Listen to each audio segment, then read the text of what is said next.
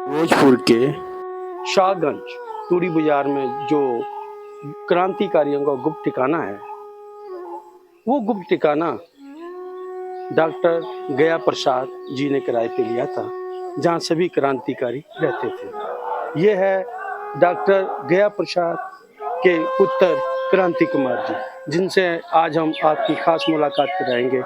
Sir, आज पिताजी का ठिकाना जहाँ गुप्त ठिकाना था, ऐसे सारे का केंद्रीय कार्यालय था, वहाँ पर जाके अभी थोड़ी बाजार को देखेंगे, जहाँ मेरे पिताजी ने सक्सेसफुली 6 महीने उस सेंटर को चलाया था। ये मकान उन्होंने पूरा मकान 2 मंजिला मकान किराए पर लिया था, जो कि 10 अगस्त 1928 से लेकर के 9 फरवरी 1929 तक उनके केंद्र के अधीन रहा, जहाँ वो अपने फर्जी नाम डॉक्टर BS निगम के नाम से दवाखाना चलाते थे। और ये केंद्रीय कार्यालय हुआ करता था। यहीं पर पिताजी ने, डॉक्टर गया प्रसाद जी ने, शहीद आजम सरदार भगत सिंह जो कि सिख थे, तो उनके सर के केस और दाढ़ी काटी थी, उन्होंने जो सांडा सुबद किया था। इसके अलावा यहाँ पर एयर पिस्टल से निशानेबाजी सीखी गई थी, यहीं पर सांडा सुबद की योजना बनी थी। इसके अलावा चांद का फांसी अंक निकला था, जो अंग्रेजों ने जब्त कर लिया था, उसकी कई सारी जीवनियाँ लिखी गई थी। तो ये केंद्र बहुत महत्वपूर्ण है और फिरोजपुर शहर शहीदों का केंद्र है, जहाँ पर हम सब लोग देख रहे हैं कि यहाँ भगत सिंह, सुखदेव, राजगुरु, बटुकेश्वर दत्त, पंजाब माता की समाधियाँ हैं। हम यहाँ पर इसलिए आए हुए हैं कि ताकि हम तूड़ी बाजार को देखें, और जो पंजाब सरकार इसको म्यूज़ियम और इसके अलावा लाइब्रेरी से इसको सुसज्जित करे, जो कि अभी तक कार्य नहीं किया गया है। पंजाब सरकार ने अपने अधीन ले लिया है, लेकिन अभी तक वो नहीं हुआ है। इसके लिए हमने कई बार आंदोलन भी चलाया था। क्रांति कुमार जी, इस गुप्त ठिकाने में कौन कौन से क्रांति कुमार आते हैं? हाँ, यहाँ पर शहीद आजम भगत सिंह का आना था, सुखदेव का, विजय कुमार सिन्हा, शिव वर्मा, चंद्रशेखर आज़ाद, ये ऐसे कई सारे क्रांतिकारियों का आना था। यहाँ पर जय गोपाल जो सांडा सुबद का चश्मदीद गवाह था, वो बाद में सरकारी गवाह बन गया। मेरे पिताजी के पास यहाँ पर नौकर और कंपाउंडर बनकर पूरे 6 महीने तक रहा था। और ये केंद्र बहुत बड़ा था। HSRA जो इससे पहले हिंदुस्तान रिपब्लिकन एसोसिएशन थी, इसके बाद HSRA बनी, हिंदुस्तान सोशलिस्ट रिपब्लिकन एसोसिएशन का ये पहला गुप्त केंद्रीय कार्यालय था। यहाँ से सारी योजनाएं संचालित होती थी और उस समय सबसे पार्टी का सबसे महत्वपूर्ण केंद्र था।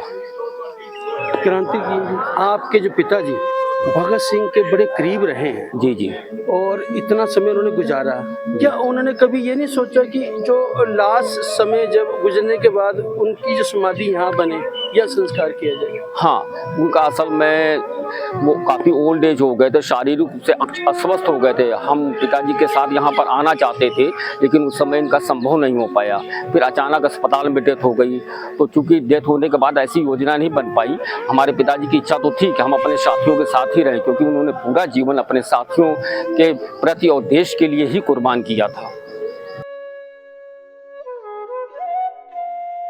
आज हम लोगों ने, हमारे पिताजी के साथ थे क्रांतिकारी बटुकेश्वर दत्त जी, जिन्होंने पार्लियामेंट में भगत सिंह के साथ बम फेंका था।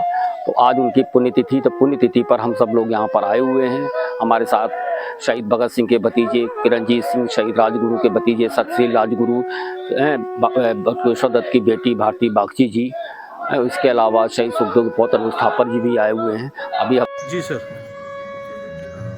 नमस्कार, मेरा नाम अनुज थापर है। मैं क्रांतिकारी सुखदेव परिवार से हूँ। आज हमें भी बहुत अच्छा लग रहा है। यहाँ पर सारे क्रांतिकारी परिवार, हम लोग जितने भी भगत सिंह की ब्रिगेड पूरी रही है, सबके मैक्सिमम लोग यहाँ पर इकट्ठे हैं। और हमें एक दुनिया के लिए एक उदाहरण ही क्रिएट हो रहा है ना, कि बटुकेश्वर दत्त जी, जिसका नाम एक बच्चा अपनी पुस्तकों में पढ़ता है, लेकिन ज़्यादातर को ज़्यादा इन्फॉर्मेशन नहीं मिलती कि उनका जन्म कब हुआ, कब मृत्यु हुई, किस हालात में जीवन कर रहे, उनकी कहाँ पर उनका स्मारक है। तो हम लोग तो एक चीज़ उदाहरण क्रिएट कर रहे हैं इस चीज़ में, कि बच्चा जाने कि कौन थे। असेंबली में कोई बम डालने पहुंचा है, कोई छोटा शख्स तो हो नहीं सकता, बहुत बड़े क्रांतिकारी हैं। आप क्रांतिकारी भगत सिंह को सारे जानते हैं कि उनके परिवार में कितने क्रांतिकारी पहले रहे, जिनसे उदाहरण लेके उन्होंने अपने जीवन में क्रांतिकारी की अपने अंदर भावनाएं पैदा करी।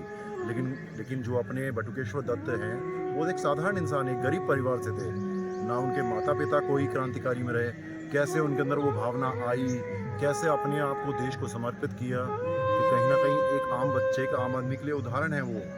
तो मैं तो धन्यवाद करूंगा कि प्रदीप जी का, कि हम लोग यहाँ कर पाए। और क्रांति जी के साथ में हम तो चाहते ही हैं, अब क्रांति जी के साथ हम लोग रहते हैं, हमारे में रोज़ ही डिस्कशन होता है इस बारे में कि छोटे बच्चों के बीच हम लोग जाएँ, उनको जो असली इन्फॉर्मेशन होती है ना, बहुत क्रांतिकारी इनकी सोच क्या है कि वो नहीं पहुंच पाती, तो वो अल्टीमेटली हम लोग पहुंचाएं। तो मैं तो धन्यवाद करूंगा इस चीज़ का कि ये चीज़ हुई है, और आप लोगों का भी धन्यवाद करते हैं कि आप लोगों के थ्रू ये चीज़ें आपके बच्चों के साथ देश के पहुंच पाती है। इनकलाब जिंदाबाद।